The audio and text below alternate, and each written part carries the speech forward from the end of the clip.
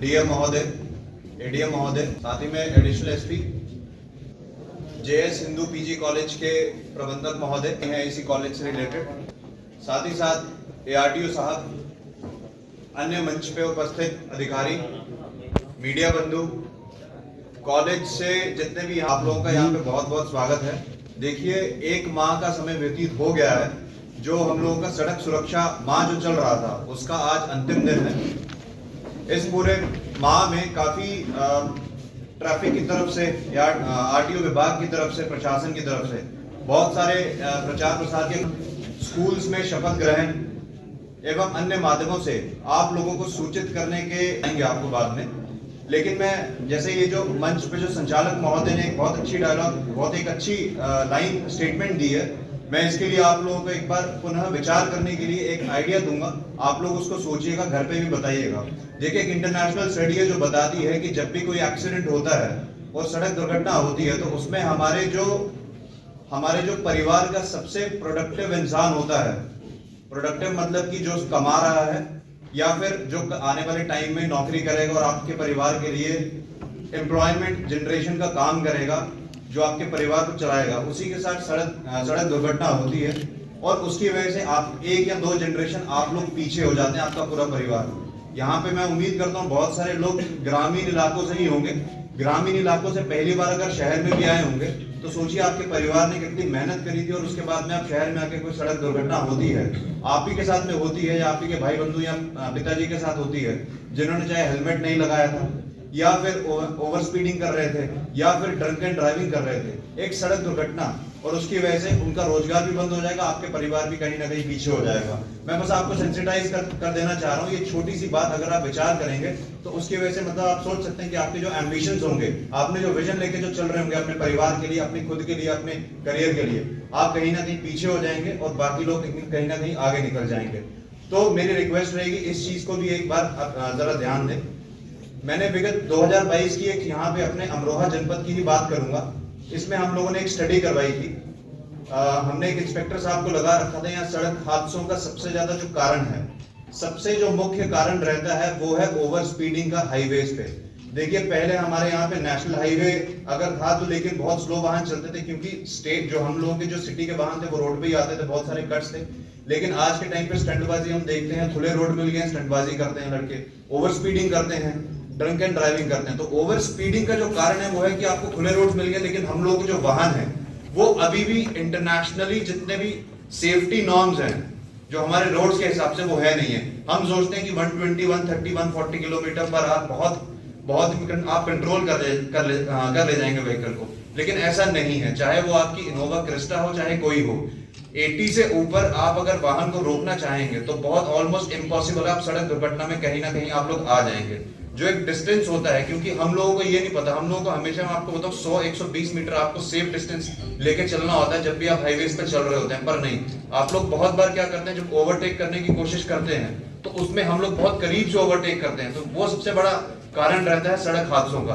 दूसरा है कि आज की जो जनरेशन है, जैसे आप लोग नए युवा हैं, कॉलेज में या स्कूल्स में हम लोग ये देखते हैं कि बच्चों को नशे की आदत और शराब पीने की आदत, जैसे सोशल एक्सेप्टेंस ही खत्म हो गई है। जो शराब नहीं पिएगा, जो नशे नहीं करेगा, उसको सोशली एक्सेप्ट नहीं किया जाएगा। ये बहुत अहम बिंदु है जिसपे हम लोग आज के टाइम पे हम लोग सोचते हैं कि हमें ग्रुप में जो लड़कों का ग्रुप हो गया उसमें सोशल एक्सेप्टेंस नहीं मिलेगी जब तक ये काम नहीं करेंगे। आप ये काम भी करते हैं, फिर ड्राइविंग भी करते हैं, फिर सड़क दुर्घटना होती है, आपका परिवार कहीं ना कहीं पीछे हो जाता है। मेरी रिक्वेस्ट रहेगी, मैं आपको बता देता हूँ, अगर छोटी सी भी पुड़िया, जिसे पुड़िया कहते हैं आपकी सरल भाषा में, अगर किसी की जेब से मिल जाएगी तो उसकी सजा है सीधे आप 5 साल के लिए सजा वैसी होगी कि आप लोग जेल में चले जाएंगे और उसके बाद में आपके परिवार भी झेलता रहेगा। तो काइंडली, एक तो ये ड्रंक एंड ड्राइविंग वाला और दूसरा ये नार्कोटिक्स से संबंधित ये जो काम है, ये वाला काइंडली इसको मत करिएगा। अगर कुछ ऐसी बात आपके सामने आती है तो फिर हमें कहीं ना कहीं आपके खिलाफ कड़ी कार्रवाई करनी पड़ेगी। अगला जो बिंदु है, आप लोग स्कूल से जब निकलते हैं या फिर परिवार या फिर शाम को ट्यूशन के लिए निकलते हैं या फिर जो सेकंड जो चीजें होती हैं, आप अपने खेल कूद के लिए निकलते हैं, तो बाइक पे मैंने देखा 3 सवारी बैठे होते हैं। पहली बात तो बहुत सारे लड़कों की या फिर बच्चियों की लीगल एज नहीं होती, लाइसेंस नहीं होता, बिना उसके आप लोग बाइक चलाते हैं या फिर स्कूटी चलाते हैं। दूसरा 3-3 सवारी बैठते हैं। पुलिस आपको इसलिए नहीं रोकती क्योंकि एक किसी बच्चे को अगर रोकेंगे तो आप सोचिए कि उस पर साइकोलॉजिकली कितना इम्पैक्ट पड़ेगा। हो सकता है हम लोग आप लोगों की साथ में इकट्ठे वहां पे आप स्कूटी पे होंगे, फोटो खींचेंगे, मीडिया में डालेंगे, तो आपको भी कहीं आप लोगों को बुलिंग की जाएगी, आपके परिवार में बुलिंग की जाएगी, कहीं ना कहीं साइकोलॉजिकली आप लोगों पे ये असर पड़ेगा। तो मेरी रिक्वेस्ट ये रहेगी कि भाई आप लोग बच्चे हैं, आज बहुत सारे लोगों की 18 से भी कम उम्र होगी, तो आप लोग काइंडली इस चीज के लिए ध्यान दें कि आप लोग लीगल जो एज है, एक तो उसके बाद में लाइसेंस प्राप्त करके वो आप बाइक चलाएं। दूसरा, अगर आप बाइक चलाते हैं जिनकी लीगल एज हो चुकी है तो वो हेलमेट पहने।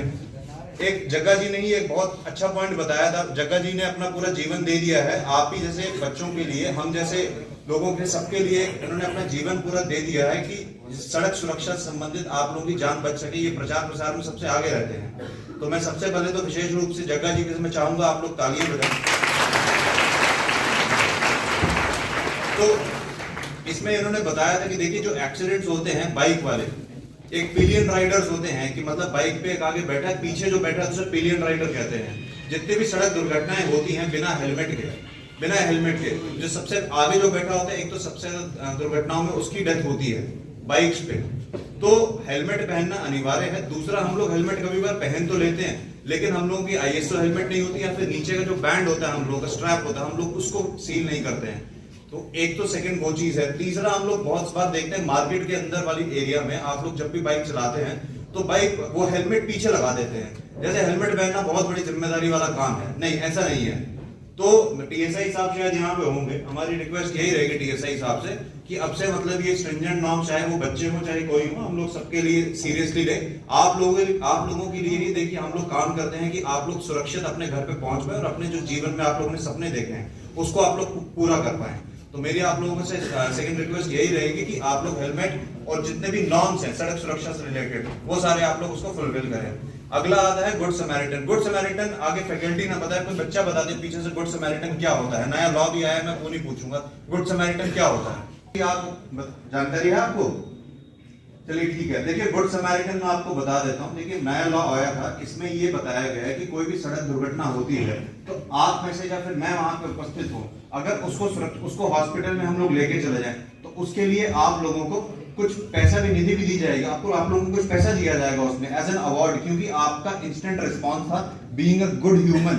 आप लोगों की जरूरी नहीं है कि आप अपने आप को डिस्क्लोज करना, वैसा जरूरी नहीं है। अगर आप डिस्क्लोज करते भी, आपकी आइडेंटिटी लिखी भी जाती है वहां पे, तो पब्लिकली डिस्क्लोज नहीं किया जाएगा, ताकि आप लोगों की, बहुत सारे लोग होते हैं नहीं इन मामलों में पढ़ना पड़ता है, लेकिन आप लोग अपना नाम वहां पे नोट कराइए, आप लोगों को वहां पे सम्मानित भी किया जाएगा। बताइए ARTO साहब कितना पैसा दिया जाता है?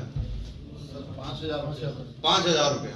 बहुत बार जो हम देखते हैं कि 5,000 के लिए भी हम लोग बचपन जब हम स्कूल में थे, कॉलेज में थे, हम लोग भी सोचते थे पैसा कुछ मिल जाए हम लोग को कहीं ना कहीं से। तो ये बहुत अच्छा इनिशिएटिव है गवर्नमेंट की तरफ से, आप लोगों की तरफ से सिटीजन्स, बेटर सिटीजन्स होने का, और कहीं ना कहीं आप लोगों को अच्छा एक गुड फेथ में काम करने का। अगला विषय है, देखिए यहाँ डग्गा मारी की भी बहुत शिकायतें थी पहले, अभी हाल फिलहाल में थोड़ी सी कम हुई है।